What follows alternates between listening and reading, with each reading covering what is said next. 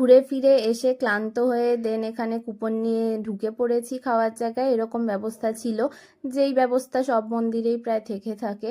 আর এখানে দেখো এরমভাবে খাওয়ার দাওয়ার ব্যবস্থা ছিল। আর ছোটবেলায় গেছিলাম, মনে ছিল না, এখন আবার গিয়ে তাই দেখলাম কেমন সব সিস্টেম হয়েছে। এখানে সব কিছুই ভেজ আইটেম ছিল, ভাত ডাল মিক্স ভেজ, রুটি, চানার একটা তরকারি যেটা আমি নিইনি, বেগুনি ছিল, পায়েস ছিল।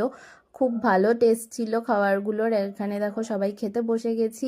ভীষণ গরম লাগছিল, আমরা যেহেতু আগস্ট মাসে গেছিলাম, তাও বেশ ভালোই ঘোরাফেরা হয়েছে।